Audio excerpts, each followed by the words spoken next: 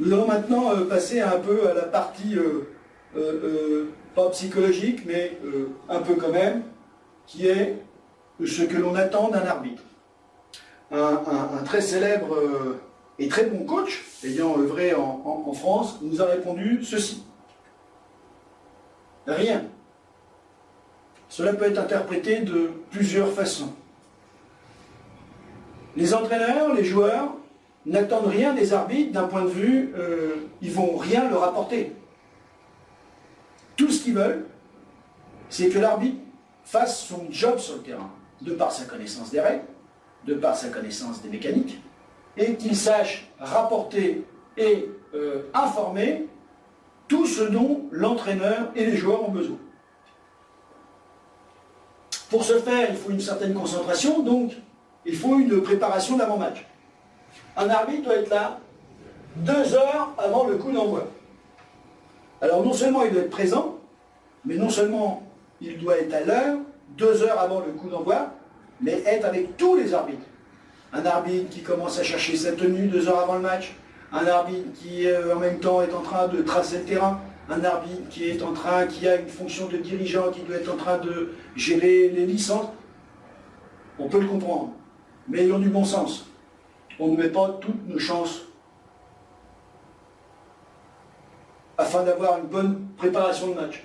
Une préparation de match, c'est ce qu'on appelle la conférence d'avant-match. Les arbitres ne se connaissent pas. L'arbitre principal est envoyé par la Ligue.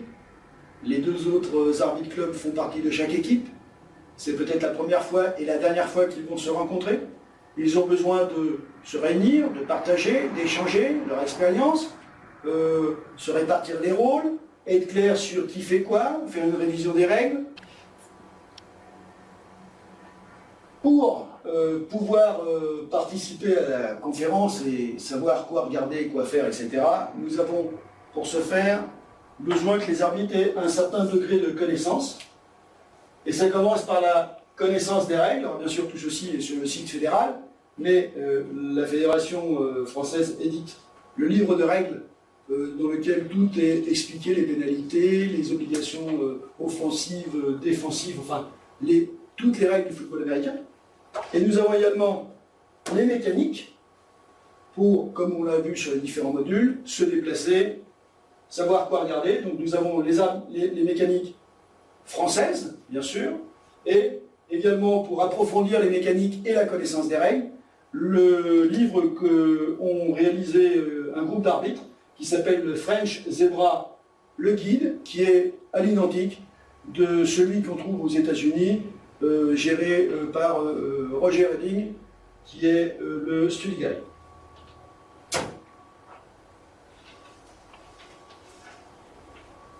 Bien sûr, ce qu'on attend d'un arbitre, c'est, une fois qu'on a tout ça, et une fois qu'on maîtrise bien les règles et les mécaniques, on attend juste qu'il prenne des décisions. Lui, il est là pour observer le match, et en fait, il a un rôle de... il constate un fait de jeu, et en fonction de ce qu'il a vu, il décide. C'est une des parties les plus importantes et les plus, comment dirais-je, compliquées pour une personne. Prendre des décisions sans prendre parti.